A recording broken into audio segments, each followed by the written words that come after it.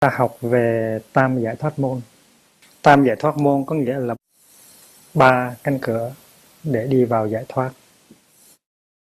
Tam giải thoát môn tức là không, vô tướng và vô tác. Không tức là sunyata, vô tướng tức là animita, và vô tác là apranihita.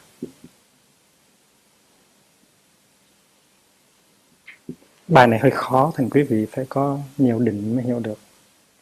Bài này là chánh định, thuộc về định. Chúng ta đã biết rằng 3 pháp ấn tức là 3 chiếc chìa khóa. 3 chiếc chìa khóa để giúp ta mở cửa đi vào trong thế giới của thực tại, phá tan những cái ảo giác sai lầm của đời sống hàng ngày.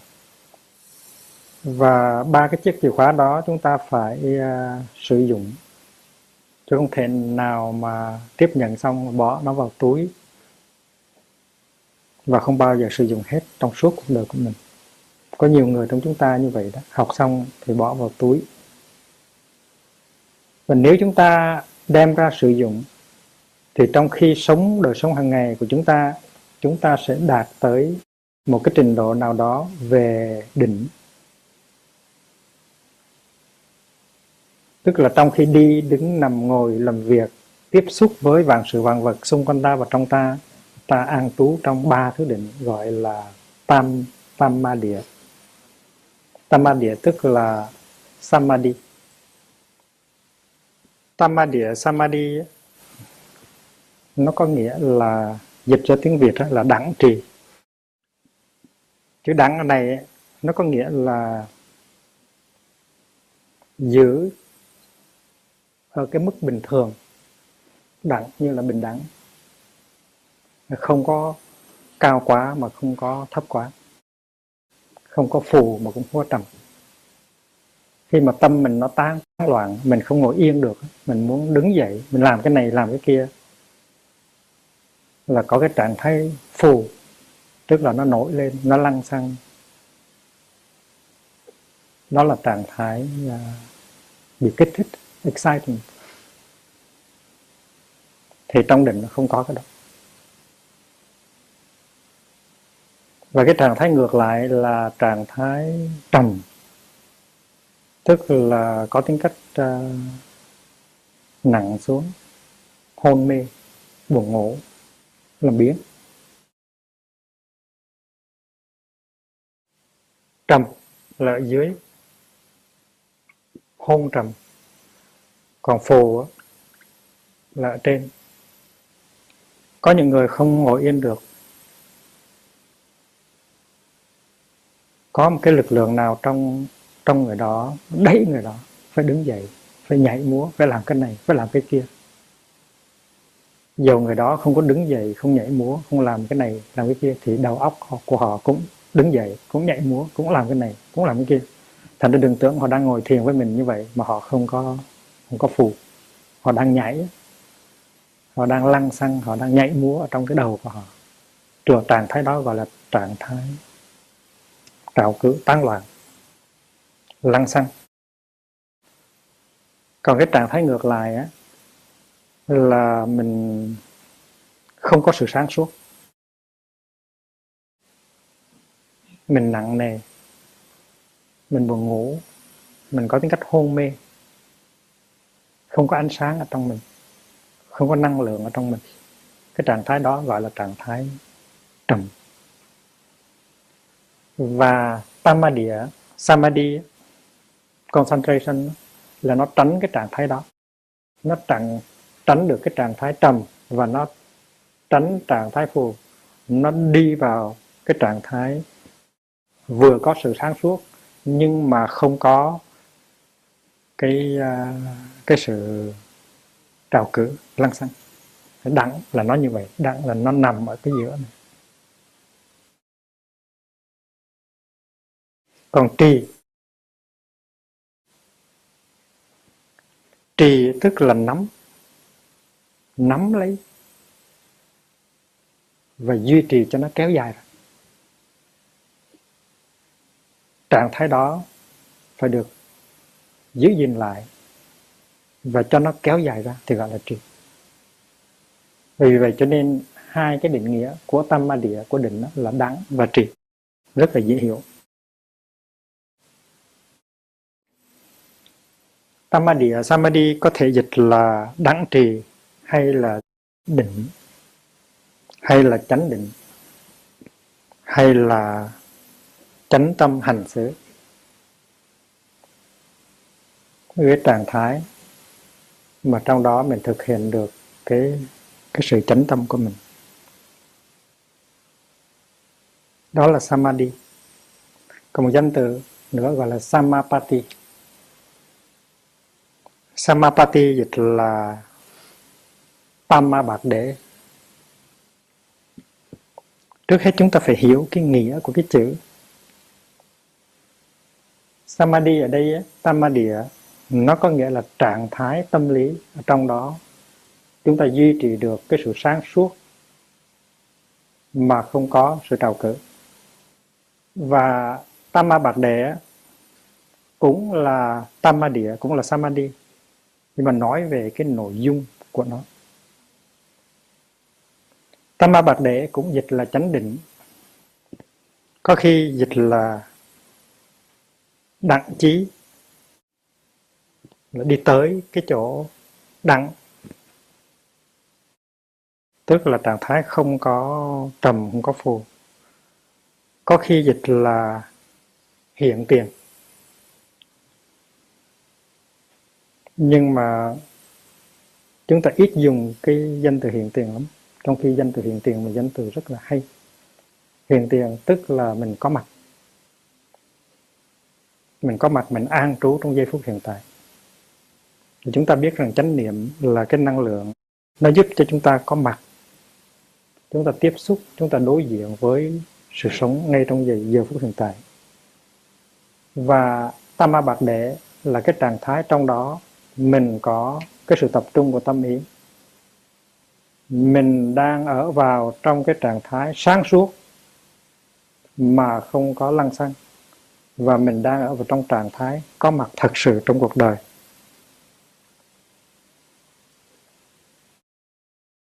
Có khi chữ tam ma địa nó dùng lộn với chữ tam ma bạc đế là tại vì vậy.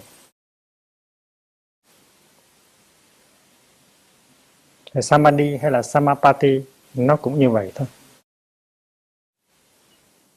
Vậy thì khi mà chúng ta thực tập chánh niệm, chúng ta tiếp xúc với sự vật xung quanh ta và cả những cái tâm lý của chúng ta, thì chúng ta sẽ đi vào được một cái định.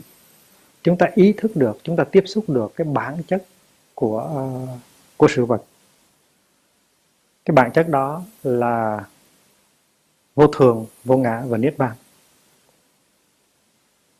Hôm nay chúng ta không có lặp lại về vô thường, vô ngã và niết bàn, mà chúng ta đi sang tam giải thoát môn, tức là ba cái cánh cửa mở ra đưa chúng ta vào giải thoát. Tại vì nếu chúng ta không có thực tập ba cái cánh cửa này thì không có cách gì mà chúng ta được giải thoát cả. Giải thoát ở đây có nghĩa là giải thoát ra khỏi những đau khổ, những ràng buộc, những đam mê, những giận hờn, những buồn khổ, những sợ hãi. Và cái cánh cửa đầu tiên là không giải thoát môn. Cánh cửa giải thoát mà cái tên gọi của nó là không. Nếu chúng ta nhớ lại cái bài học tuần trước á, thì chúng ta thấy rằng vạn vật là vô thường. Vì vạn vật là vô thường cho nên nó cũng là vô ngã.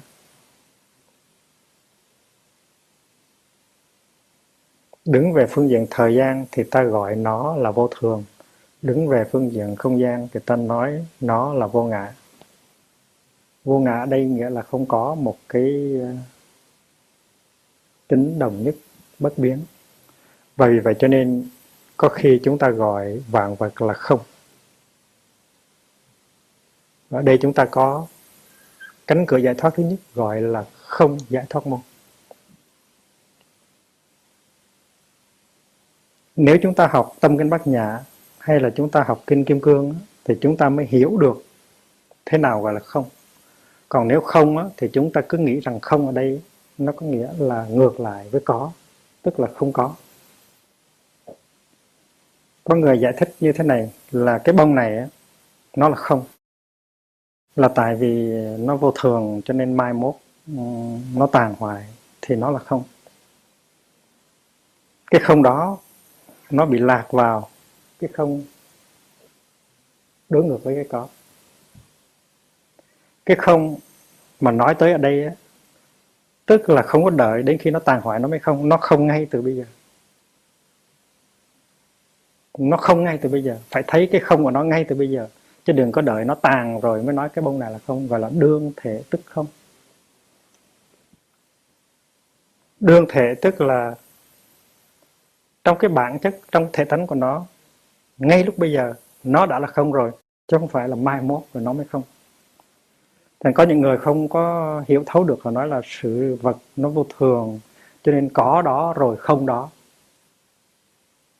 Thành nó có cũng như không, thì cái chữ có đó và chữ không đó nó thuộc về có không của thế tục đế. Nó không phải là cái ngôn ngữ của đạo Bụt. Có đó rồi không đó. Thì cái chữ có và chữ không trong cái câu mà có đó rồi không đó nó thuộc về thế tục đế. Chữ không ở đây không có phải là nó ngược lại với có.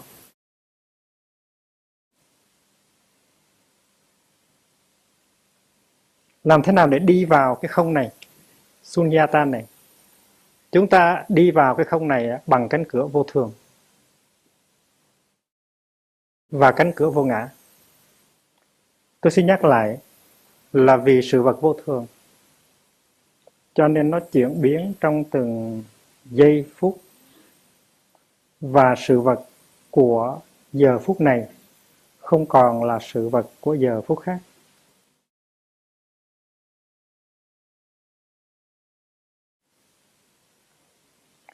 Và qua cái sự nhận thức đó, chúng ta thấy sự vật không có một cái sự có mặt thường tại, không có một cái tính đồng nhất.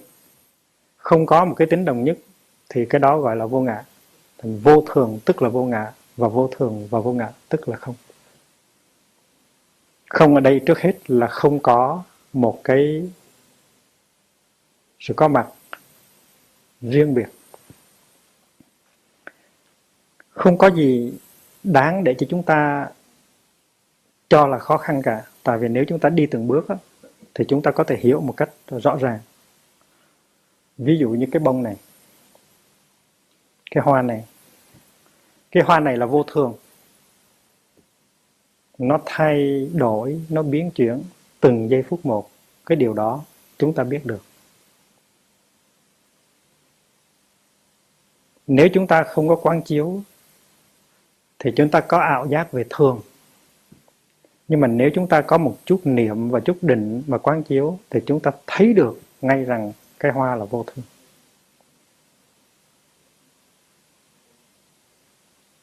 Nó đang chuyển biến. Bề ngoài thấy như cái hoa, nó là cái hoa, nhưng mà cái hoa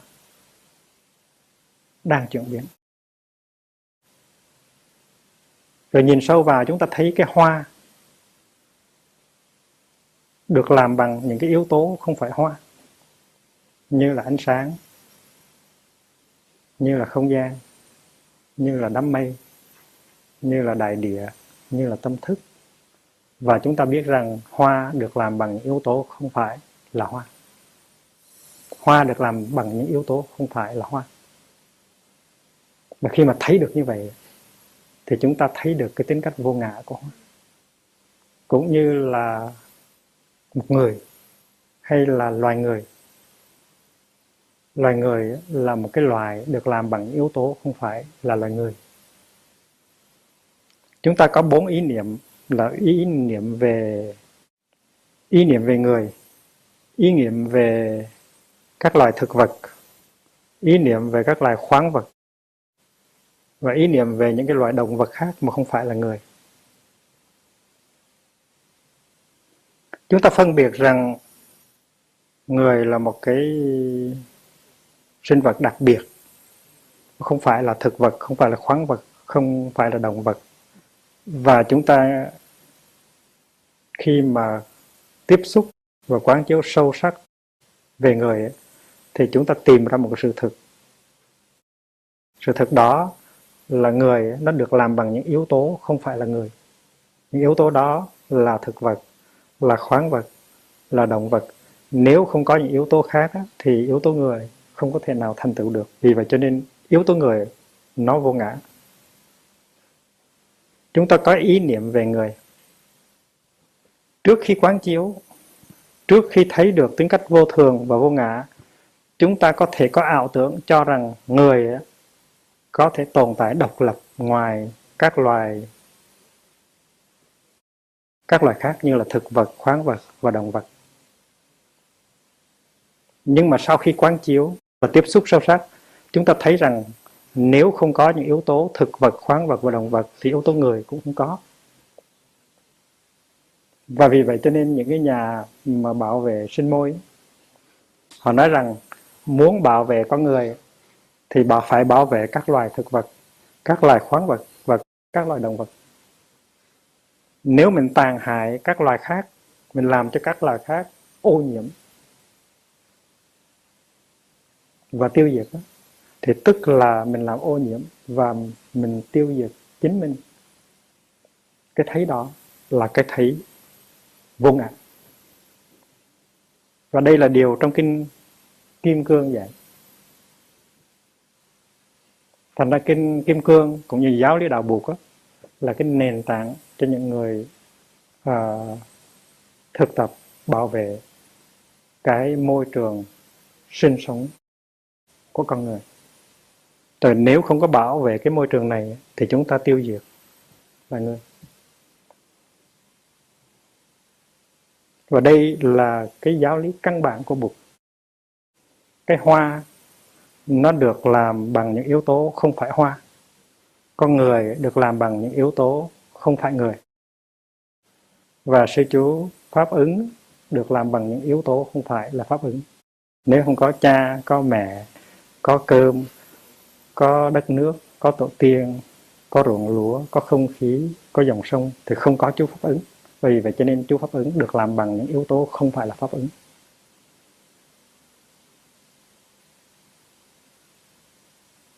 Sư cô Huệ Nghiêm cũng vậy. Sư cô Huệ Nghiêm được làm bằng những cái yếu tố không phải là Huệ Nghiêm.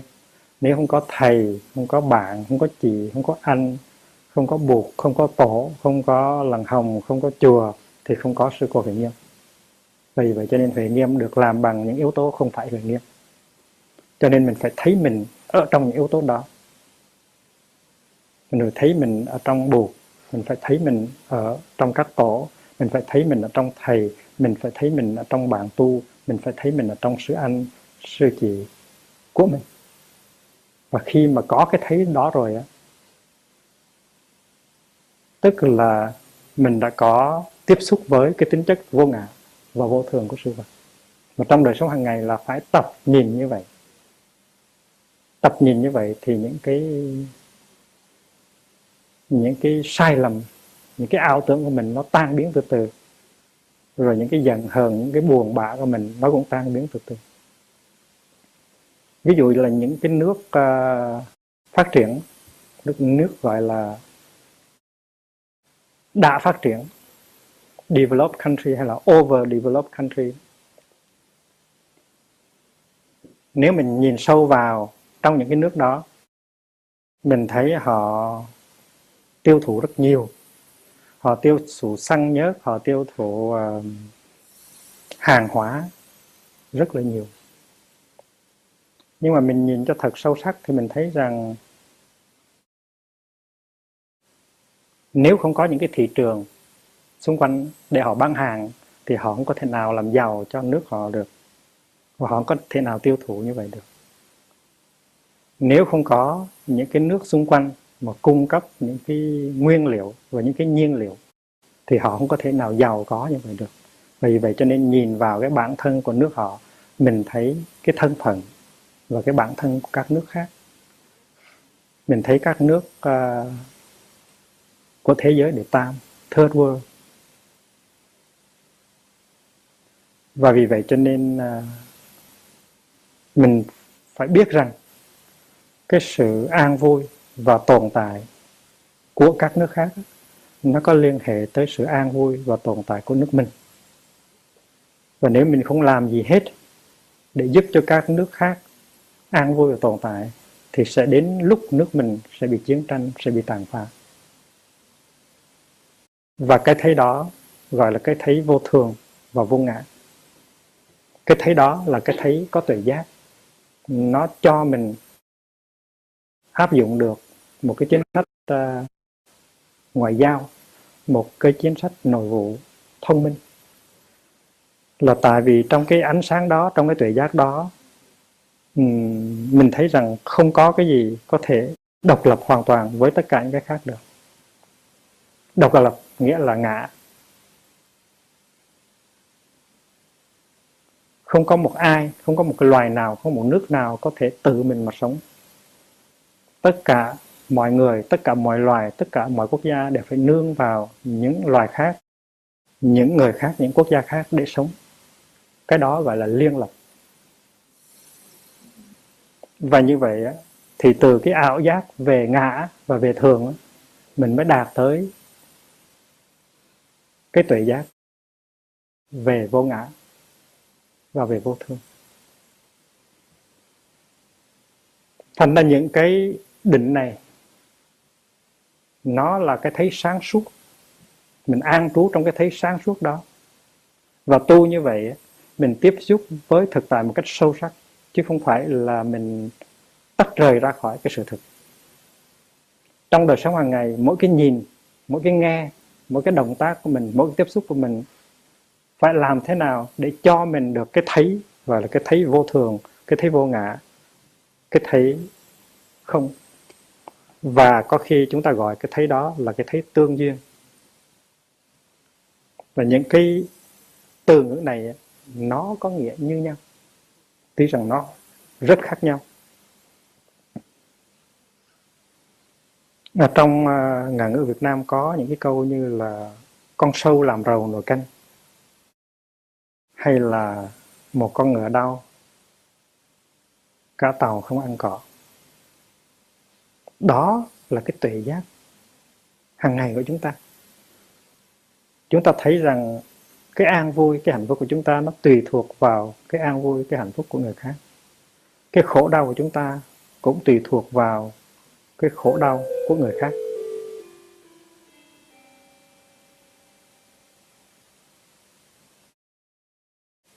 Và căn cứ trên cái thấy vô thường, vô ngã, tương duyên và không đó, mình sẽ có một cái thái độ, một cái hành động nó phù hợp với cái thực tại nhiều hơn. Và do đó mình có thể chuyển hóa cái tình trạng được. Vậy thì không ở đây nó có nghĩa là không có độc lập, không có tính độc lập, không có tính thường tại, không có tính thường tại, không có cái mà mình gọi là tính đồng nhất. Trên thực tế mỗi người đều có mang một cái thẻ, gọi là thẻ căn cước. Đứng về phương diện kiểm soát dân số, bầu cử này kia nọ, thì cái đó là nó có ích lợi. Nhưng đứng về phương diện chân lý về vô thường, vô ngã, thì cái đó là sai lầm.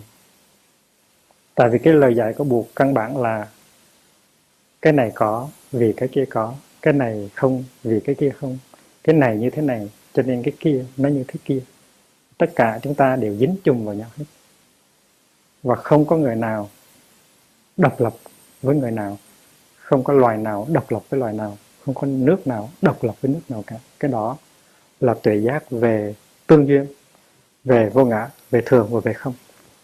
Và khi mình sống đời sống hàng ngày, đi, đứng, nằm, ngồi, ăn cơm, uống nước, làm việc, tiếp xử với bè bạn, với các loài, mà mình duy trì được cái tuệ giác đó, cái ý thức đó, thì gọi là mình đang ở trong cái định gọi là không, không định, không tâm ma địa.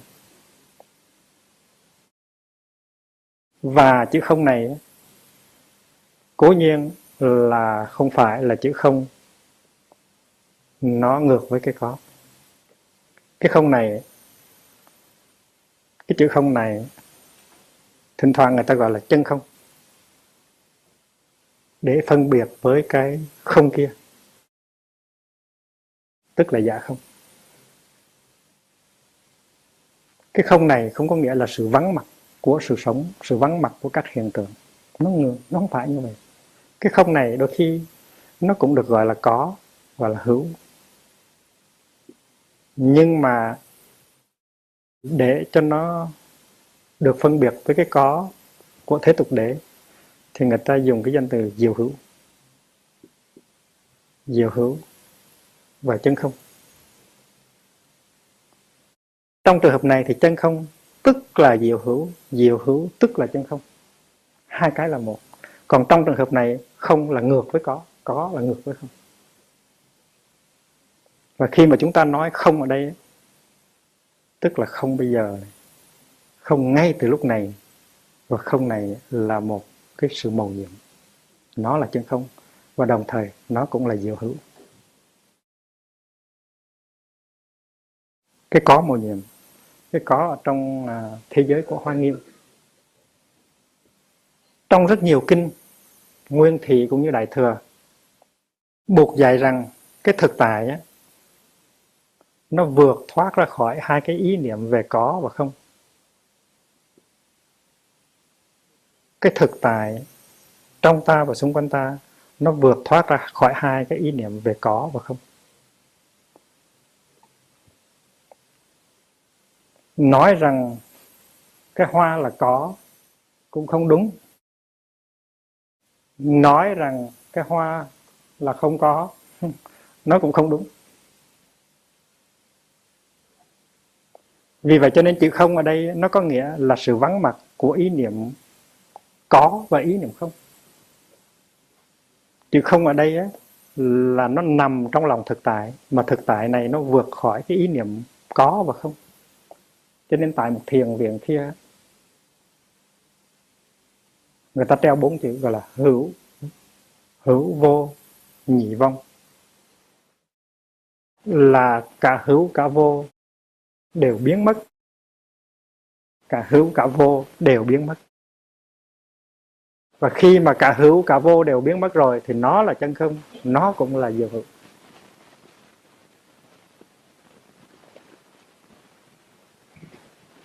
Cho nên mình cứ xúm nhau lại, mình đàm luận, mình cãi lộn để tìm ra là thực tại là có hay là không, thì mình bị kẹt vào thế giới ý niệm. Mình có một thi sĩ Tây Phương nói rằng có hay là không, đó mới là vấn đề. To be or not to be, that is the question. Nhưng mà trong cái giáo lý vô thường, vô ngã, tương duyên và không này, thì chúng ta thấy rất rõ rằng có với không không phải là vấn đề. To be or not to be, that is not.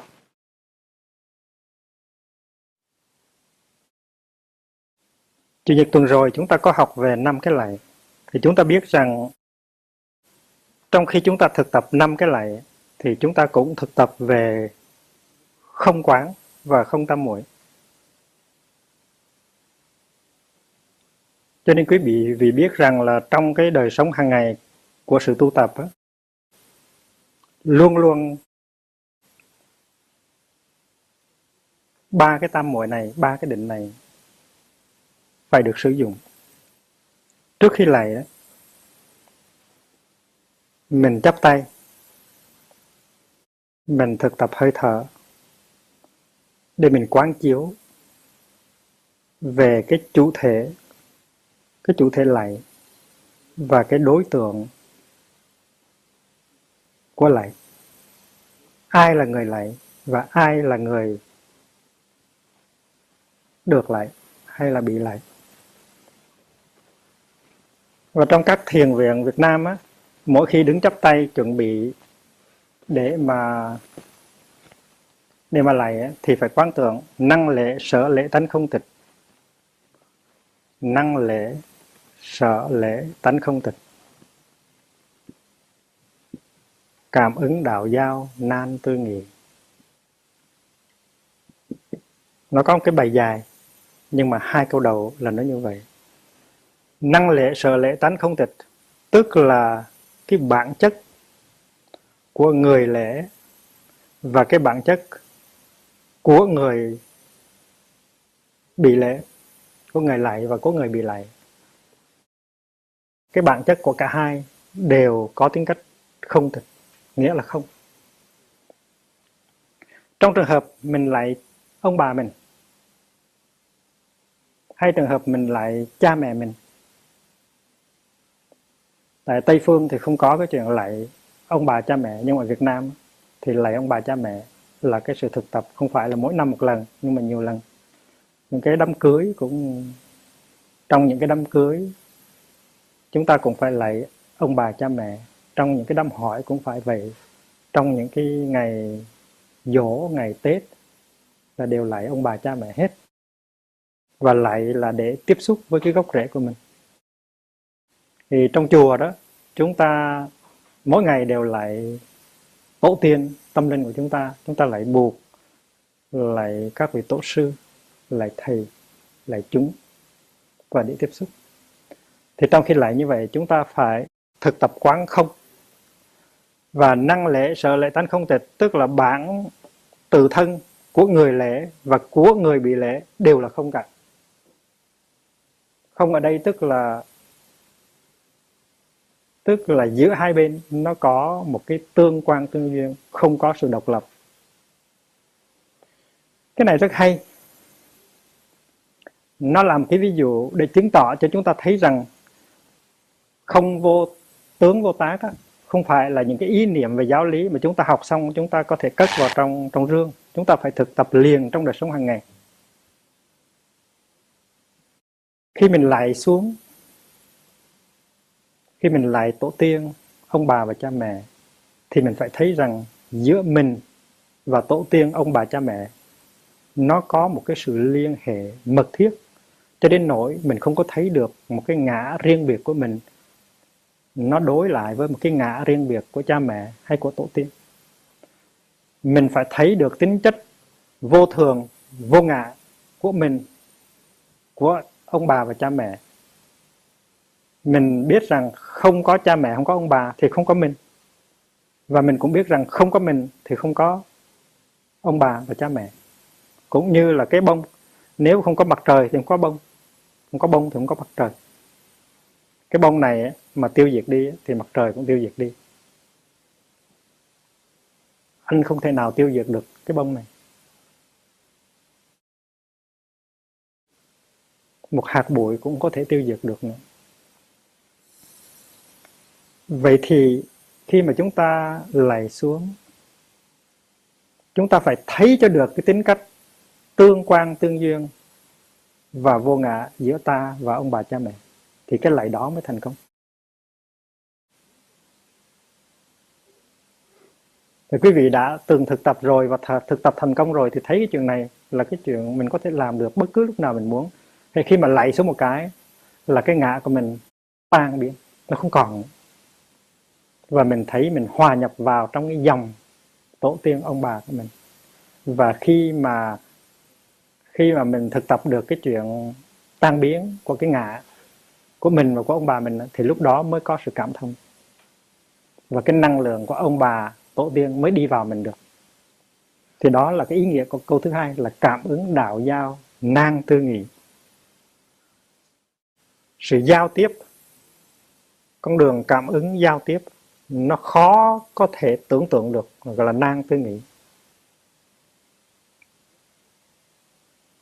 Khi mà mình còn bị khóa vào trong cái bản ngã, cái lâu đài bản ngã của mình, thì mình thấy mình là mình, cha là cha, mẹ là mẹ, anh là anh, chị là chị.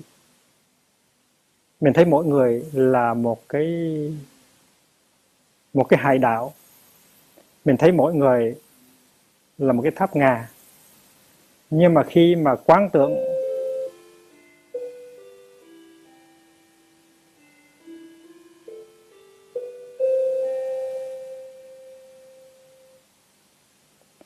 khi mà lại xuống mà mình quán tưởng mà thấy được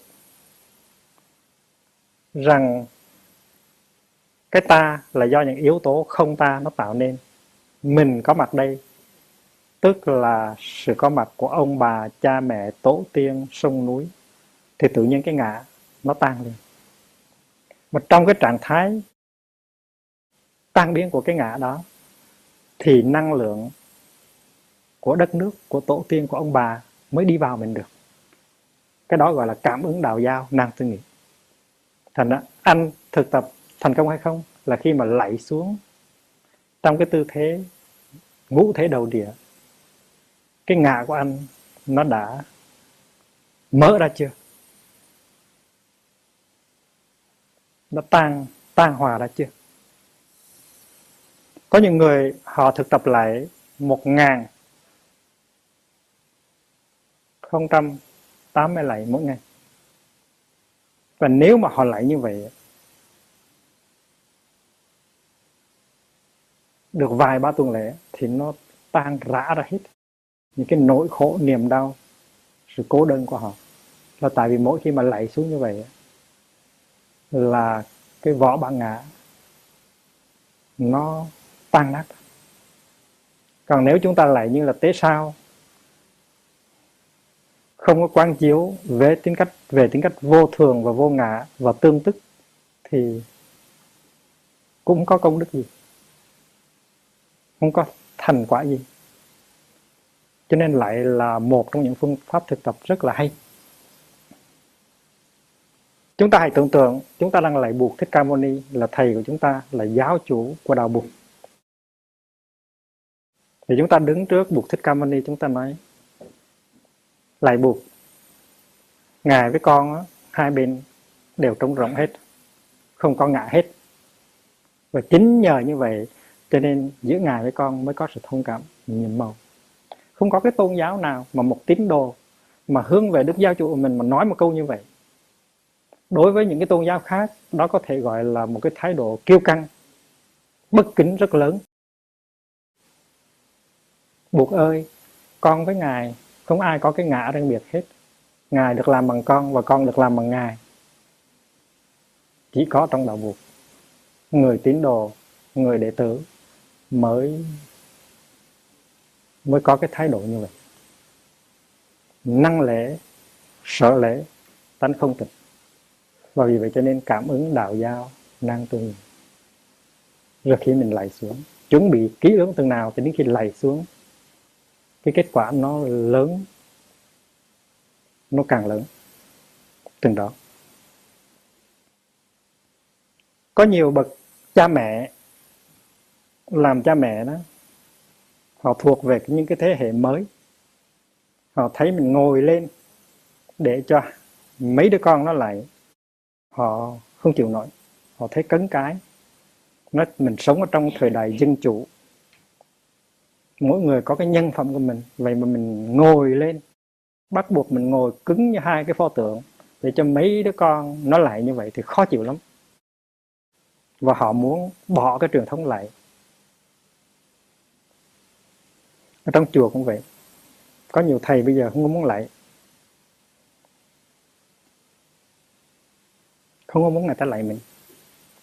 Một mặt đó là tại vì các thầy nghĩ rằng mình không có đức độ gì mấy, mà lại thì bị tổn phước. Và khi mình làm như vậy thì mình chưa hiểu được, cái giáo lý của đạo Bụt. Khi mà các vị xuất gia đó, mới xuất gia thì thầy hay dạy cái này, là khi mà mình mang cái hình tướng của người xuất gia rồi đó, thì mình có thể trở thành cái đối tượng của sự cung kính của nhiều người, và đó là một cái hiểm nguy cho cái đời sống xuất gia của mình. Khi người ta thấy cái hình tướng của người xuất gia thì người ta khởi lòng cung kính, là tại vì họ hâm mộ Tam Bảo. Và vì vậy cho nên thấy tướng mạo đoan trang của người xuất gia, họ muốn đảnh lễ. Và nếu mình không có chánh niệm thì chỉ trong vòng vài năm là mình hư liền, là mình tưởng rằng mình là quan trọng lắm. Và mình mới tu mà bị một vị Phật tử hay hai vị Phật tử hay 20 vị Phật tử tới lại thì mình thấy rất là xuống sang, rất là khó chịu. Tại mình biết rằng là mình đức độ chưa có bao nhiêu, học hỏi chưa có bao nhiêu, giới luật chưa có tinh nghiêm bao nhiêu. Vậy mà mình phải ngồi đó để cho họ lại thì trong lòng rất là xuống sang, khó chịu. Mình có thể hiểu được các bậc làm cha mẹ chưa thương con đúng mức, chưa làm hết sức mình cho con. Vậy mà bắt buộc phải ngồi như hai pho tượng để cho các con nó xì sụp nó lễ thì cũng thấy khó chịu thật. Nhưng mà chúng ta nên hiểu rằng đây là một sự thực tập rất quan trọng. Mình là cha mẹ, là mình đại diện cho tất cả các thế hệ của tổ tiên của ông bà. Và những người trẻ, họ có nhu yếu, họ phải hướng về cội nguồn, họ phải có một cái biểu tượng để họ lại xuống. Nếu mình không ngồi cho họ lại thì có thể họ sẽ mất gốc rễ của họ, họ không có tiếp xúc được với tổ tiên ông bà cha mẹ của họ. Cho nên dầu quý vị là những bậc cha mẹ còn trẻ, chưa có đức độ, quý vị cũng phải ngồi cho đàng hoàng để cho con cháu nó lại. Trong khi ngồi đàng hoàng thì quý vị có thể tập thở. Quý vị nói rằng các cháu lại đây là không phải là lại cái ngã của mình, mà các cháu lại cả bao nhiêu cái thế hệ tổ tiên trong quá khứ đã mở nước, dựng nước, xây dựng cái nếp sống văn hóa của dân tộc, của giống loài. Và trong lòng mình cũng có cái sự biết ơn đó, thì mình ngồi để cho các cháu lại, nó lợi cho mình và lợi cho các cháu. Và tại vì trong khi đó thì mình và các cháu đều được tiếp xúc với cội nguồn, với tổ tiên cả. Cái người xuất gia, mới xuất gia cũng vậy. Khi mình mặc một cái áo tràng, mình mang cái y vô, tuy là đức độ của mình nó còn kém, tuổi tu mình nó còn nhỏ, nhưng mà khi người ta tới lại, mình phải ngồi cho thật trang nghiêm. Người ta không lại cái ngã của mình đâu, mà mình sợ. Người ta đang lại cái dòng tổ tiên tâm linh của họ. Mình biết rằng ở trong mình có Bụt, trong mình có Pháp, trong mình có Tăng, ở trong mình có chư Tổ, cho nên người đó đang lạy.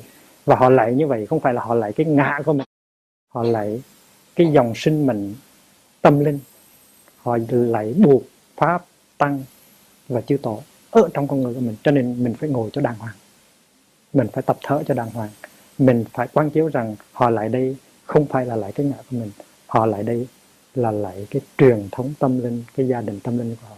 Và như vậy mình ngồi rất là an nhiên tự tại. Cái lạy đó nó không bao giờ làm cho mình trở nên kiêu hãnh, kiêu căng, không có sợ. Còn nếu mình không quán chiếu theo cái kiểu năng lễ, sở lễ, tánh không tịch thì người ta lại được chừng 3 lại là mình mất hết tất cả công đức từ khi mới tu cho đến bây giờ. Mà không những mất hết là còn lỗ vốn thêm nữa, dưới zero nữa.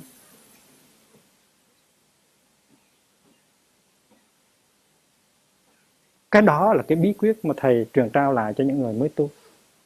Tuy rằng mình mới tu có 2-3 ngày, nhưng mà người Phật tử 200-300 người tới lại, mình cũng phải ngồi rất yên lặng, rất đoan nghiêm cho người đó lại. Và trong khi mà người ta lại, mình phải quán chiếu rằng mình không có cái ngã. Họ lại đây là họ lại Bụt, lại Tổ, lại Phật, lại Pháp, lại Tăng. Và trong khi họ lại như vậy, mình cũng có công đức. Mình phải ngồi cho thật là nghiêm chỉnh. Và mình phải quán tưởng vô ngã, phải quán tưởng dương sinh, phải quán tưởng vô thường. Mà được trao truyền cái đó rồi là mình cứu được cái đời của mình. Những cái đơn giản, những cái căn bản như vậy mà không tiếp nhận, mà không được trao truyền, thì mình có thể đánh mất cái giới thân huệ mạng, cái đời tu hành của mình.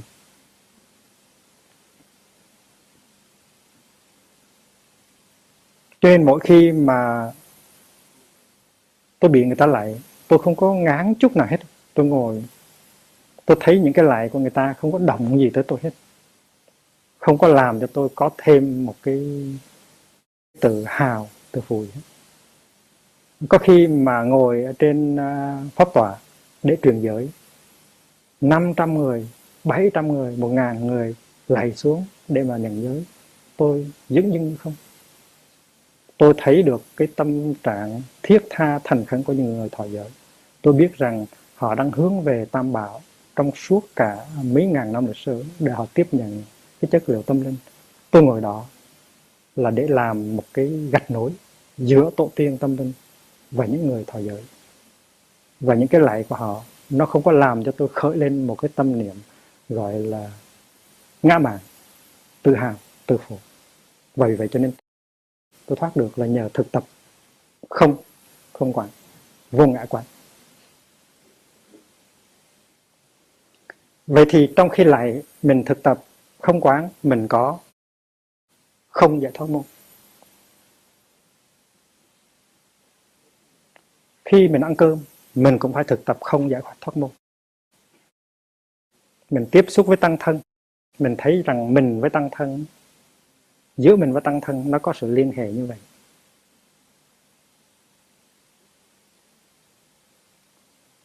Tăng thân là mình là tăng thân. Mình với thức ăn cũng vậy, mình là thức ăn là mình. Tức là không quán, duyên khởi, vô thường quán, vô ngã quán phải có mặt. Khi mà mình lấy một cái bát cơm, ôm một cái bình bát, mình lấy thức ăn vào, bỏ vào bình bát, trong lúc đó mình làm cái gì? Tôi hỏi sư chú là khi sư chú bưng một cái bình bát mà sư chú lấy thức ăn, nào là khoai tây, nào là đậu que, nào là cơm chiên, bỏ vào trong bình bát, thì nếu sư chú không có quán nhân duyên, không quán không, thì sư chú làm cái gì trong lúc đó? Không có lý lúc đó sư chú chỉ lấy thức ăn bỏ vào bát mà cái tâm nghĩ trường khác sao? Chính những lúc đó là những lúc thực tập. Mình lấy mấy muỗng cơm, mình bỏ trong bình bát mình phải thấy cơm, mình phải thấy tính cách dương sinh của cơm, mình phải thấy tính cách vô thường vô ngã của cơm, mình phải thấy cơm chất liệu nuôi dưỡng mình được làm bằng cơm. Chính là cái bài pháp thoại mà tôi đang nói cho quý vị, nó cũng được làm bằng cơm và khoai tây. Mình biết cách thì mình có thể làm khoai tây trở thành ra pháp thoại được, mà khoai tây cũng có thể làm ra chất độc được. Khi mà mình phun ra những cái sự sân si buồn giận thì khoai tây nó làm ra sự sân si buồn giận của mình. Và vì vậy cho nên một người tu khi cầm cái bình bát và lấy thức ăn bỏ bình bát, chính lúc đó là lúc thực tập. Thực tập duyên sinh quán, vô thường quán, vô ngã quán. Không có cần thực tập nhiều, chỉ cần thực tập một cái thôi. Tại vì thực tập một cái tức là thực tập tất cả các cái. Phải thực tập cái tính cách không của mình với thức ăn. Năng ăn, sợ ăn, tánh không tịch. Tức là người ăn và vật bị ăn, cái tính chất của cả hai đều là không tịch. Và vì vậy cho nên sự cảm thông của mình với thức ăn nó không có thể nghĩ bàn được, thấy được tính cách vô thường, vô ngã, duyên sinh và không giữa mình với thức ăn. Còn nếu mà lấy thức ăn mà chỉ nói rằng từng này đủ chưa, từng này chưa đủ, phải thêm chút này nữa, thêm chút kia nữa, thì nó uổng quá đi. Cái sự thực tập mình cũng không có sâu. Đến khi mình ôm cái bình bát, mình đi vào thiền đường, thì cái lúc đó là mình làm gì? Mình phải thực tập thiền hành phải không? Ôm bình bát thực tập thiền hành. Và khi mà thực tập thiền hành đó, mình phải đi từng bước chân thảnh thơi. Mình thấy rằng mỗi bước chân này nó có liên hệ tới cái hòa bình, cái an lạc của cả thế giới.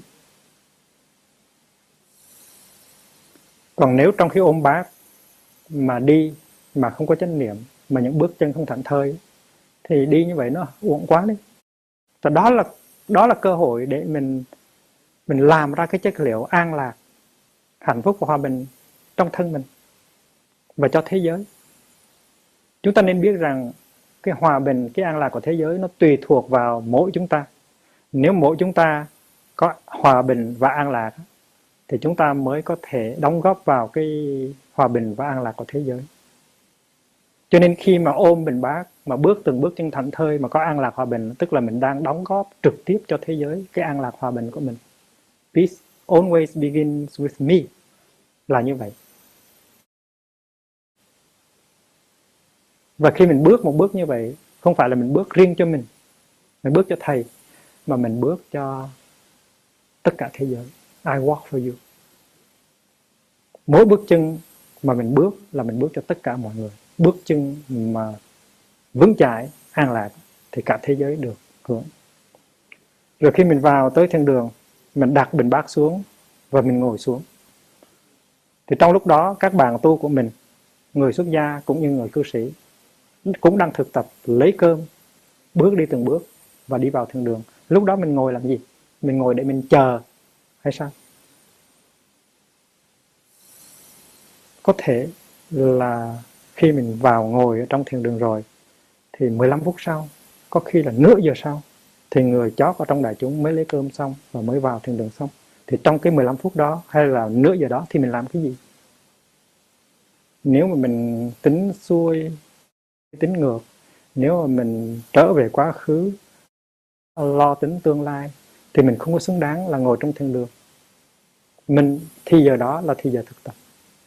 Thì giờ đó là mình phải tiếp xúc với tăng thân và tiếp xúc với cái giây phút hiện tại. Mình không cần phải nhắm mắt lại.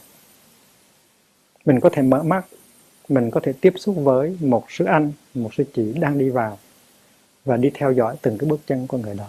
Mình có thể mỉm cười, miễn là mình an trú trong hiện tại. Tiếp xúc với cái gì cũng được, không cần phải nhắm mắt, mở mắt và mỉm cười với bông hoa, mỉm cười với người bạn tu của mình. Những cái lúc đó là những lúc mà mình có thể thực tập được vô thường quán, vô ngã quán, không quán, nhân duyên quán. Và khi mình thực tập những cái đó, tức là mình có không tam muội. Tức là mình biết rằng cái sự an vui hay sự khổ đau của mình có liên hệ tới tất cả. Và vì vậy cho nên mình biết nhìn tất cả bằng cái con mắt thương, cái con mắt hiểu biết của mình. Thì những lúc đó là những lúc mình đang nuôi dưỡng cái hiểu biết, cái từ bi của mình. Và cái 15 phút đó, cái nửa giờ đó không phải là bỏ phí. Ở ngoài đời người ta phải sắp hàng để mà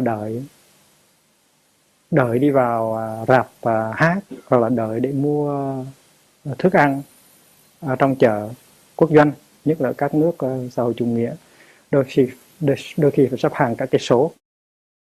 Thì trong những cái lúc đó họ bực bội, họ nóng nảy, họ buồn rầu, họ sống không an lạc.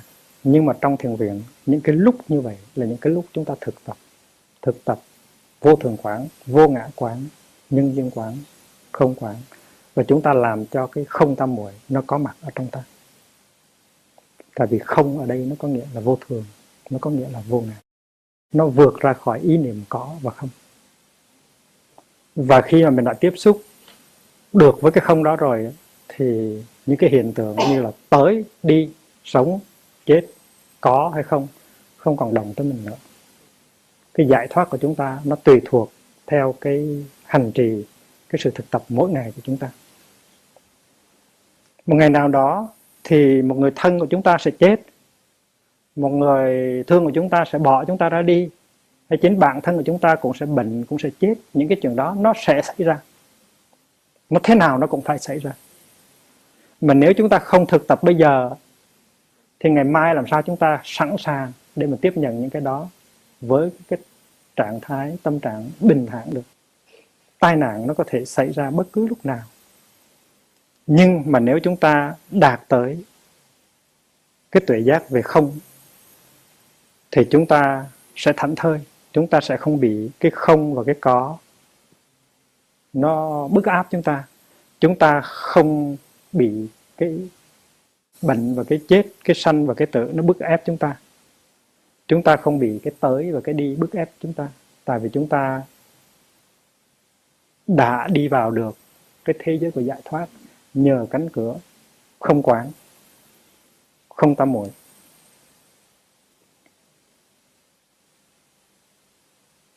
Vậy thì trong 15 phút hay là trong nửa giờ mà chúng ta ngồi trước cái bình bát của chúng ta, thì chúng ta nên tìm cách sử dụng cái 15 phút hay cái nửa giờ đó, để 15 phút hay nửa giờ đó trở nên cái thời gian thực tập của chúng ta, cái thời gian an lạc của chúng ta.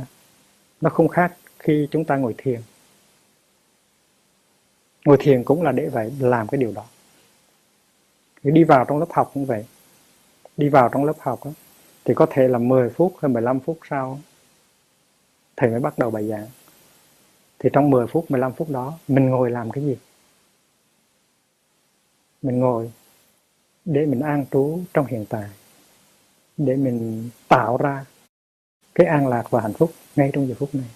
Người ta bước vào ở trong giảng đường, người ta cảm ngay được cái sự thoải mái và an lạc đó. Tại vì cái sự thoải mái và an lạc đó là một cái công trình tập thể của tăng thân. Bước vào có thoải mái an lạc hay không thì mình biết liền. Bước vào thấy có sự lăng xăng, lo lắng thì mình cũng biết liền.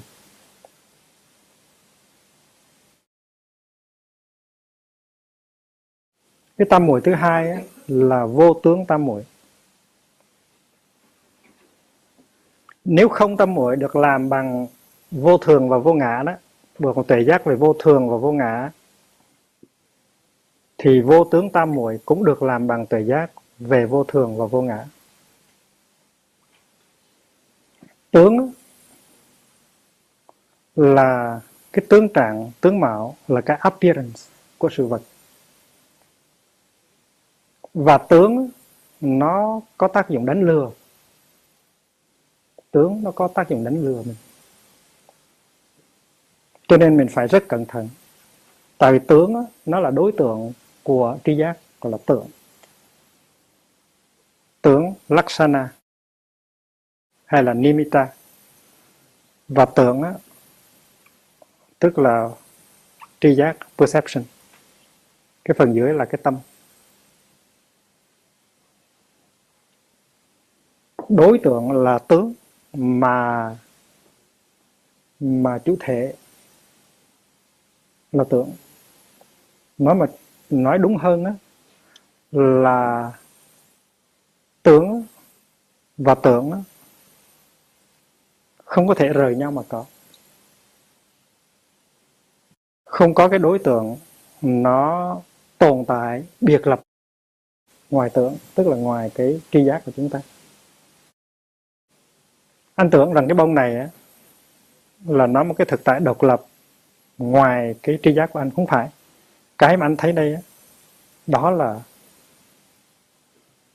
cái đối tượng của tri giác anh. Trong kinh Kim Cương nó có một câu nói về tướng, là chỗ nào có tướng là chỗ đó có sự đánh lừa, có sự lừa gạt. Phàm sở hữu tướng, giai thì hư vọng.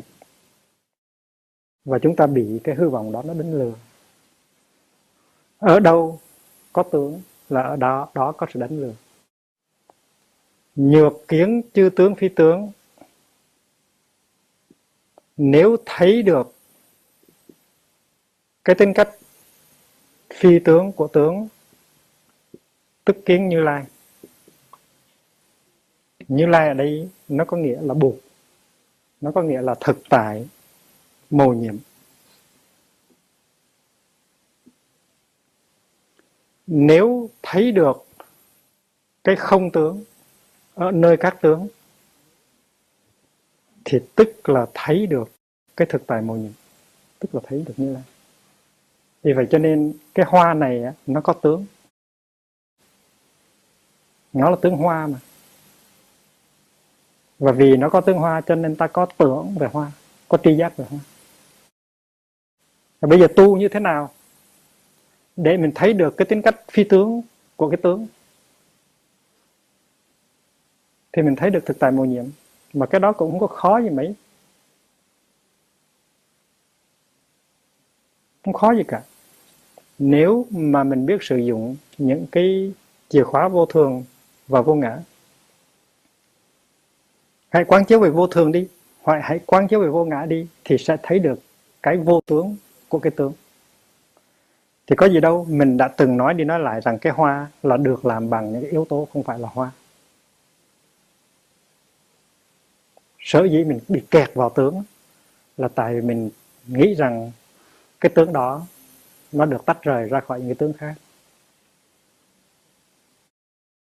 Mình tưởng rằng là hoa chỉ là hoa thôi, hoa chỉ có thể là hoa thôi, hoa đâu có thể là những cái không phải là hoa được. Mặt trời thì nó khác, đám mây là khác, phân rác là khác, đại địa là khác. Nhưng mà nhìn cho kỹ thì thấy rằng hoa chỉ là mặt trời, hoa chỉ là đám mây, hoa chỉ là phân rác, hoa chỉ là đại địa. Và không có cái hoa đó mà nhìn vào mặt trời, nhìn vào phân rác, nhìn vào đại địa, mình cũng có thể thấy hoa được. Lúc đó mà thấy cái phi tướng của cái tướng. Nhìn vào đống rác mà thấy được hoa, lúc đó là thấy được cái phi tướng của cái tướng. Thành ra cái người mà gọi là biết làm vườn theo kiểu gọi là organic ấy, thì họ thực tập cái chuyện biến rác thành hoa. Khi có vỏ cà chua, vỏ chuối, lá khô, cành cây mục, tất cả những cái thứ đó, họ nhìn vào và họ thấy được rau ráng này, trái cây này, hoa quả trong những cái đó. Cho nên họ không bao giờ liệm cái rác đó đi hết, họ giữ lại hết. Vậy thì những cái người gọi là làm vườn theo cái lối hữu cơ đó là những người họ đã thấy được tới một cái mức nào đó tính cách vô ngã của phân rác và của hoa trái. Họ nhìn vào trong phân rác, họ thấy hoa, họ thấy trái. Họ nhìn vào hoa trái, họ thấy phân rác. Nếu họ áp dụng được cái đó trong mọi lĩnh vực khác của tri giác thì họ sẽ chứng ngộ. Người làm chính trị cũng có thể thực tập như vậy. Người làm kinh tế cũng có thể thực tập như vậy. Và nếu những cái nhà chính trị thực tập theo cái đường lối vô tướng, những cái nhà kinh tế thực tập theo cái đường lối vô tướng, những cái nhà giáo dục thực tập theo đường lối vô tướng, thì cái thế giới của chúng ta có một cái tương lai hơn. Ví dụ như là có một số những người trẻ họ đi vào tù. Họ đi vào tù là tại vì họ bạo động, họ ăn cướp, họ giết người. Thì khi mình bắt buộc phải bỏ những người đó nhốt lại, thì mình phải quán chiếu cái gọi là vô tướng, cái gọi là vô ngã. Là tại vì sao vậy? Cái đời sống của chúng ta nó như thế nào đó, cái cách chúng ta tổ chức xã hội nó như thế nào đó, cho nên mới sản xuất ra những cái người trẻ như vậy. Bây giờ mình giết họ đi, bỏ họ vào trong tù thì đâu có giải quyết vấn đề được. Nếu chúng ta cứ duy trì cái đường lối sinh hoạt này của xã hội thì chúng ta tiếp tục sáng chế ra hàng trăm, hàng ngàn, hàng trăm ngàn những người trẻ như vậy để chúng ta bỏ vào tù. Thành ra khi mà người quan tòa, tức là nhà chính trị hay nhà giáo dục nhìn vào một người trẻ đã từng bạo động, đã từng giết người, thì phải có cái thấy tương tức, phải có cái thấy vô ngã, phải có cái thấy không, để thấy rằng sở dĩ cái này là như thế này là tại vì cái kia nó như thế kia. Nếu trong thành phố nó có quá nhiều bạo động, có quá nhiều tội ác, nếu trong thành phố nó có quá nhiều những cô gái ăn xương, thì những nhà giáo dục, những nhà chính trị, những nhà xã hội phải nhìn bằng con mắt quán chiếu vô thường, vô ngã, tương tức, vô tướng, để thấy rõ tại sao cái tình trạng nó đi tới như vậy.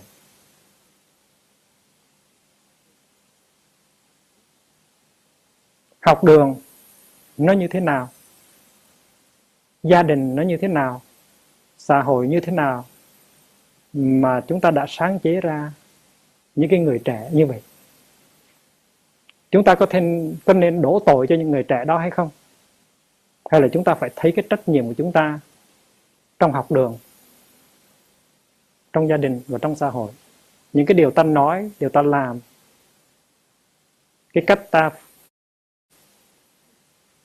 tiếp xử, sinh hoạt trong đời sống hàng ngày, trong phạm vi gia đình, trong phạm vi xã hội, trong phạm vi học đường đã đóng góp như thế nào để làm ra những cái người trẻ như vậy. Có những người trẻ mới 18 tuổi mà đã bắn vào đầu một phát để chết. Sống không có ý nghĩa nữa, sống không có niềm vui, không có lý tưởng nữa. Mà xã hội Tây Phương là rất nhiều những người trẻ như vậy. Những người trẻ tự tử trong xã hội chúng ta là rất nhiều. Mà nếu họ đi vào trong những cái lĩnh vực như là xì ke, ma túy, ăn cướp, băng đảng cũng là một loại tự tử. Chết thế nào cũng là chết. Cho nên chết bằng cách này hay là chết bằng cách khác, có nhiều cách.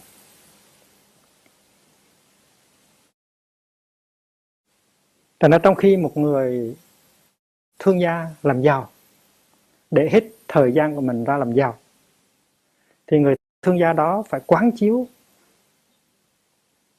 cái cách thức mình đang làm giàu như vậy nó có một cái hậu quả nào trên con mình, trên vợ mình, trên xã hội mình. Tại chính cái cách mình làm giàu nó phá hoại cái xã hội của mình. Một nhà chính trị khi mà vận động bầu cử sẽ phải áp dụng cái phương pháp quảng cáo này hay là phương pháp vận động kia. Thì cái cách mà áp dụng những cái phương pháp đó nó có liên hệ tới cái sự an nguy hay là hạnh phúc của cái xã hội. Một cái người chuyên môn đi quảng cáo để cho những cái sản phẩm của cái hãng mình được bán ra càng nhiều càng tốt á, cái người đó phải quán chiếu lại cái cách quảng cáo của mình. Tại cái mục đích của mình là quảng cáo thì phải làm bất cứ một cái gì có thể để người ta mua cái hàng của mình. Có những cái người làm ở trong cái ngành quảng cáo đã có thú thiệt rằng là trong khi mà làm công việc quảng cáo của họ, họ đã không có trung thực với cái chánh kiến, chánh tư duy và chánh ngữ của họ. Nếu mà họ trung thực với chánh kiến, chánh tư duy và chánh ngữ của họ thì họ sẽ mất sợ. Là tại vì họ sẽ không có chịu làm công việc đó. Họ chỉ nói những cái khía cạnh tốt của cái sản phẩm đó thôi, mà họ không có can đảm nói ra những cái khía cạnh xấu của cái sản phẩm đó. Ông ta nói, bạch thầy, nếu mà con nói những cái khía cạnh tiêu cực của những sản phẩm này thì không có ai mua hết và con sẽ mất sợ. Và cái hàng của con cũng sẽ vỡ nợ. Và vì vậy cho nên chúng ta biết rằng trong mọi lĩnh vực của sinh hoạt xã hội và cá nhân, cái thấy của chúng ta, cái tư duy của chúng ta, cái ngôn từ của chúng ta, cái hành động của chúng ta, nếu mà không căn cứ trên cái nguyên tắc tương tức, tương nhập, vô thường, vô ngã, không và vô tưởng, thì chúng ta tạo tác ra rất nhiều những cái tội ác cho chính chúng ta, cho con cháu chúng ta và cho xã hội của chúng ta.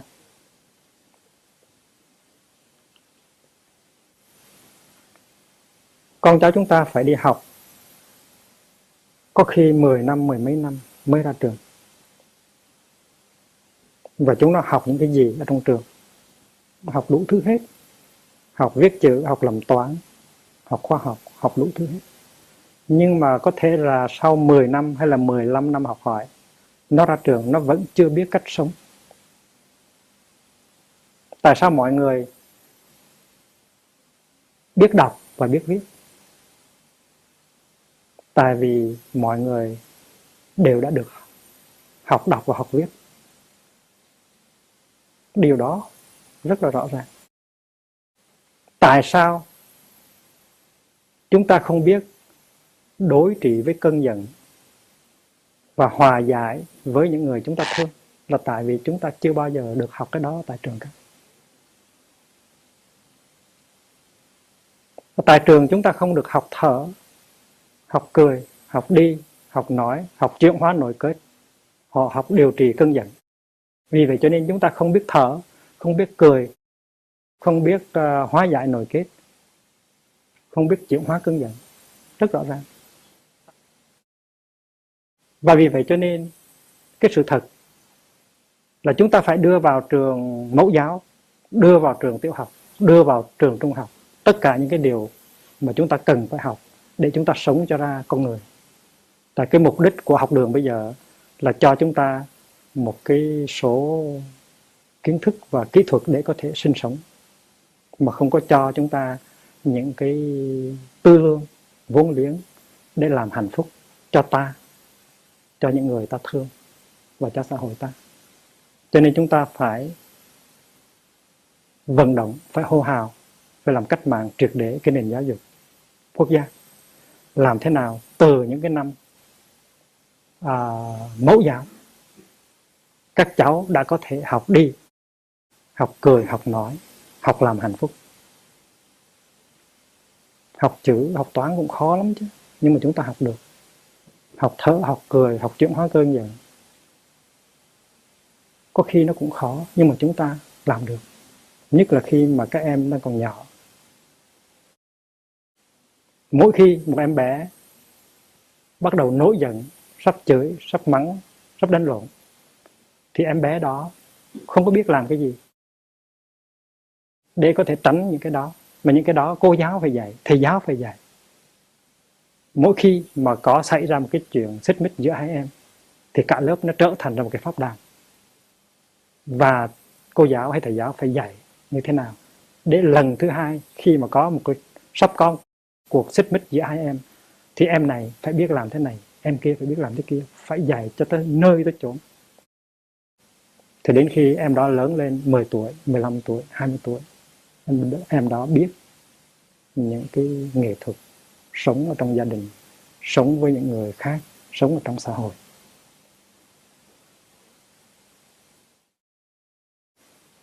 Trước đây mấy năm tôi có đề nghị là chúng ta lập ra một cái học viện và chúng ta thâu nhận những người trẻ mà đến tuổi thành lập gia đình để dạy cho họ những cái cách thức, những cái nghệ thuật sống chung. Tại vì hai người trẻ trước khi về với nhau như là một cặp vợ chồng có thể là rất ngu dốt về vấn đề sống chung với nhau. Hai người đó có thể vùng dại, gây ra những cái nội kết cho nhau, tưới tẩm những cái hạt giống giận hờn, mặc cảm của nhau trong đời sống hàng ngày. Những cái hạt giống đã có thì tưới cho nó lớn, những hạt giống xấu chưa có thì gieo vô. Và hai người trẻ như vậy không có vốn liếng gì hết về sự tu tập, sẽ mang lại khổ đau cho nhau, và đến khi sanh ra các con thì sẽ gieo vào trong tâm khảm của các con rất nhiều hạt giống của khổ đau. Khi mình sinh ra và mình lớn lên thì mình mang trong người mình những hạt giống của khổ đau, của hạnh phúc. Những hạt giống đó có thể được tưới tẩm bởi cha mẹ, bởi xã hội, bởi học đường. Nếu may mắn thì những hạt giống tốt được tưới tẩm. Còn nếu không may mắn thì chính cha mẹ mình, học đường mình, xã hội mình tưới tẩm những cái hạt giống khổ đau, thất vọng, giận hờn của mình. Và đến khi mình về với nhau, mình không biết phương pháp cho nên mình làm khổ nhau, mình tưới tẩm hạt giống xấu cho nhau. Mình sinh con ra thì mình cũng gieo hạt giống xấu cho con, gieo hạt giống khổ đau cho con. Và đó là mình đóng góp vào trong cái sự khổ đau của nhân loại và của xã hội. Có khi con nó thù ghét chính mình là cha mẹ của chúng nó, rồi nó thù ghét nhau, và đến khi đến cái lượt nó dựng vợ gả chồng thì nó cũng làm khổ cho nhau, và cái vòng luân hồi luẩn quẩn. Cho nên lập ra một cái viện đó nó có cách là cấp tốc lắm, là những người trẻ vào để quán chiếu, để thấy những cái hạt giống khổ đau nó có mặt ở trong mình, mà cẩn thận, mà tu tập, mà chuyển hóa, cũng để thấy những cái hạt giống hạnh phúc nó có sẵn ở trong mình, nhưng mà chưa bao giờ được tưới tẩm, được nâng đỡ, được khuyến khích cả. Thì ít nhất là các cháu phải được học 1 năm, 2 năm và thực tập trong một cái tăng thân, rồi để khi mà nó ra trường rồi thì nó có thể có một ít bản lãnh vốn liếng để thành lập một cái gia đình, sinh con đẻ cái, rất là quan trọng. Chúng ta có đủ các thứ học viện dạy về cái này, học viện dạy về cái khác, nhưng mà chúng ta không có những cái học viện như vậy. Thành ra đưa vào cái cấp mẫu giáo tiểu học những cái phương pháp sống an lạc hòa bình với mình và với người khác. Đưa vào cái học viện đó những cái thanh niên, những cái thiếu nữ, để dạy cho họ cái phương pháp chuyển hóa nội kết và tưới tẩm những hạt giống hạnh phúc, để khi mà ra trường họ có thể thành lập một cái mái ấm gia đình, sinh ra những đứa con có tương lai, biết làm hạnh phúc cho mình và cho người. Đó là những cái điều mình có thể làm được. Và nếu mà mình không có cái tuệ giác về vô ngã, về vô tướng, về không, thì mình sẽ đi vòng quanh, mình trách cứ người này, mình trách cứ người khác, mình tự tử, hay là mình giết người khác. Mình giết người khác tại vì mình nghĩ rằng người khác là cái nguồn gốc của khổ đau của mình. Mình giết mình là tại vì mình thấy mình không có khả năng đối diện với quá nhiều khổ đau. Thành ra cái danh từ như danh từ vô tướng, mình thấy giống như là nó triết học. Tại sao mà nói là nếu thấy được cái tính cách không có tướng của tất cả các tướng thì thấy được thực tại màu nhiệm. Giống như là nói chuyện ở trên mây, nhưng mà kỳ thực là nó rất thiết yếu trong đời sống hàng ngày của mình. Mình thấy con của mình nhìn vào con của mình, nhìn một cách sâu sắc, mình thấy những yếu tố xã hội, văn hóa, giáo dục, tổ tiên, đất nước đã làm ra con của mình. Mình không có trách nó. Xã hội như thế nào, tổ tiên như thế nào, văn hóa như thế nào, kinh tế như thế nào, và mình như thế nào, cho nên đứa con nó mới ra như vậy. Cái thấy đó là cái thấy vô ngã, cái thấy đó là cái thấy vô thường, cái thấy đó là cái thấy vô tướng. Và mình không có trách mắng đứa con, mình có lòng thương. Mình biết rằng nếu mà mình thấy được cái gốc rễ của khổ đau, mình thấy được những cái điều kiện nào mà đã đưa con mình tới cái tình trạng như bây giờ, thì mình mới biết cách chuyển hóa, và tự nhiên đứa con mình nó sẽ chuyển hóa lại. Vậy thì vô tướng ở đây nó có nghĩa là phá tướng, nó có nghĩa là vượt ra khỏi cái tướng đó. Mình nhìn vào đứa con của mình thì mình thấy tất cả xã hội, tất cả văn hóa, tất cả nền kinh tế, và cái nhìn đó gọi là nhìn vô tướng. Vô tướng ở đây nó chỉ có nghĩa là vô ngã thôi, và nó cũng có nghĩa là vô thường. Khi mà mình có cái thấy vô tướng rồi thì mình không có trách móc, không có giận hờn, không có sợ hãi nữa. Ví dụ mình nhìn bông hoa, mà nếu mình kẹt vào tướng hoa đó, và nghĩ là hoa chỉ là hoa thôi, nó là thường, là ngã, thì cái bông hoa này ngày mai nó tàn đi thì mình sẽ khóc. Tại mình có ảo tưởng về vô thường, về vô ngã, mình kẹt vào cái tướng của hoa. Nhưng nếu mà mình tiếp xúc được cái tính cách vô thường, cái tính cách vô ngã và tính cách vô tướng của bông hoa, thì mình biết rằng ngày mai này cái bông hoa nó trở thành ra phân rác, nó trở về với mặt trời, nó trở về với đám mây, nó trở về với đại địa, thì mình vẫn thấy được cái bông hoa trong cái vô tướng của nó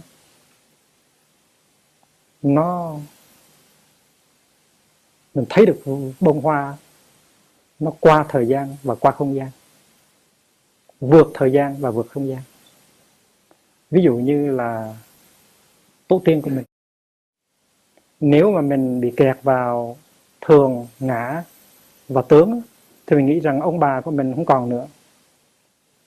Nhưng mà nếu mà mình quán chiếu vào trong cái tự thân của mình đi qua cái cánh cửa vô thường, vô ngã và vô tướng, mình mới thấy rằng tất cả những cái thế hệ ông bà của mình, tổ tiên của mình đang có mặt một cách đích thực ở trong con người của mình. Và mình muốn tiếp xúc với các vị nó rất là dễ dàng bất cứ lúc nào. Bụt cũng vậy, các vị Bồ Tát cũng vậy.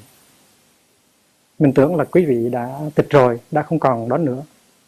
Nhưng mà mình được trao truyền giáo lý mầu nhiệm. Mình biết rằng trong hải đạo tự thân có Bụt, có Pháp, có Tăng. Và vì vậy cho nên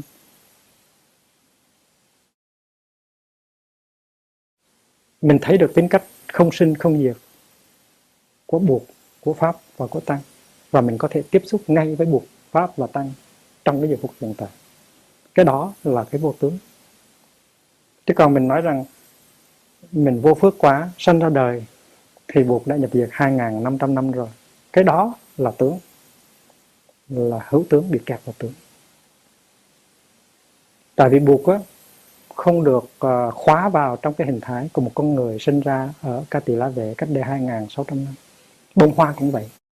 Bông hoa nó không có thể bị khóa vào trong cái tướng này. Và vì vậy cho nên ta phải thấy được bông hoa ngoài cái tướng của bông hoa. Thì cái năm mà ba của bé Phòng tới Làng Hồng để làm lễ cầu siêu cho bé Phòng, tôi có nói một bài thuyết pháp, nó có dính tới vô tướng. Mà sau cái buổi thuyết pháp và ăn cơm trưa thì tôi đưa ba của bé Phòng đi thiền hành một vòng ở Sóng Thượng. Và tôi nói bây giờ thầy trò mình đi thiền hành như thế nào để có thể nhận diện được bé Phong ngoài cái tướng mà mình đã thường kẹt vào của bé Phong. Đi như thế nào và để có thể thấy được từ mỗi lá cây, từ mỗi ngọn cỏ, từ mỗi bông hoa nhỏ, từ mỗi cái hơi thở của mình thở ra thở vô là có thể thấy được bé Phong ở trong đó cả. Ở Đại Lý có một vị thượng thư tên là Đoàn Văn Khâm, sau khi thầy của ông ở tịch. Và các bạn hữu than khóc nhiều, thì vị Phật tử đó đã làm ra một bài thơ để viếng thầy, và trong đó có 2 câu như thế này: đạo lữ bất tu thương vĩnh biệt, viện tiền sơn thủy thì chân hình. 2 câu này hay lắm. Đạo lữ tức là các bạn tu của tôi ơi. Lữ là bạn, đạo là tu, đạo lữ bất tu là không có nên, bất tu là không có nên, thương vĩnh biệt, không có nên đau thương quá, không có nên đau thương quá về cái ý niệm vĩnh biệt. Thầy tịch rồi nhưng mà đừng có đau thương, đừng có khóc quá, tại vì quý vị đang bị kẹt vào cái tướng của thầy. Phải thấy thầy trong cái tính chất vô tướng của thầy. Viện tiền sơn thủy thì chân hình. Những cái dáng núi và những con sông mà chúng ta thấy ở trước thiền viện, viện tiền là trước thiền viện, đó mới là chân hình của thầy. Thành ra đừng có khóc, đừng có thương nữa, lau nước mắt đi, nhìn ra những cái dáng núi và những con sông trước mặt thiền viện. Hãy mỉm cười đi, thầy của mình đang còn đó. Đừng bị kẹt vào trong cái tướng của thầy mình. Và vì vậy cho nên vô tướng, cái chân lý vô tướng, cái tự giác về vô tướng giúp cho mình thoát ra khỏi có, không, sinh, diệt, còn, mất. Và vì vậy cho nên mình giải thoát được khỏi những cái sầu đau, những cái thất vọng. Và vì vậy cho nên vô tướng là một trong 3 cánh cửa của giải thoát, gọi là tam giải thoát môn. Phàm sở hữu tướng, giai thì hư vọng. Ở đâu có tướng là có sự đánh lừa. Mình bị kẹt vào đó thì mình sẽ khổ dài dài. Và vì vậy cho nên mình phải tiếp xúc sâu vào để thấy được tính cách vô tướng của các tướng. Nhược Chư tướng, phi tướng, tức kiến Như Lai. Chúng ta không có đủ thời giờ để nói về Vô Tác ngày hôm nay, rất là hay. Nhưng mà chúng ta nên biết rằng về tam giải thoát môn, các vị tổ sư cũng có lòng từ bi rất lớn. Cho nên khi mà nói tới không tam muội, không tam muội, the samadhi of sunyata, thì cái người mới học hay là cái người bị kẹt tướng sẽ bị kẹt vào trong cái ý niệm về không. Thì các ngài mới nói rằng sau khi đã học về không tam muội rồi phải học không không tam muội, tức là sunyata sunyata. Và sau khi học vô tướng tam muội, mình cứ nghĩ rằng cái tướng này là không, cái đó cũng trật luôn, cái tướng này không phải không cũng không phải có. Và vì vậy cho nên sau khi đã nghe về vô tướng tam muội, phải nghe thêm về vô tướng tam muội. Và cái thứ ba là vô tác tam muội, gọi là tam trùng tam muội, tức là 3 lần. Chúng ta nên biết rằng tam giải thoát môn được khai triển và được nhấn mạnh rất nhiều trong đạo Buộc Bắc Tông. Trong khi đó ở đạo Buộc Nam Tông, tam pháp ấn và tam giải thoát môn bị quên lãng rất nhiều, đề cập tới sơ sơ thôi. Giáo lý không, giáo lý vô tướng và vô tác nó có trong kinh điển Pali, nhưng mà trong truyền thống Nam Tông, các giáo lý không, vô tướng và vô tác không có được khai triển đúng mức. Đó là một thiếu sót lớn của đạo Buộc Nam Tông. May mà chúng ta còn có đạo Buộc Bắc Tông, Tiểu thừa cũng như Đại thừa.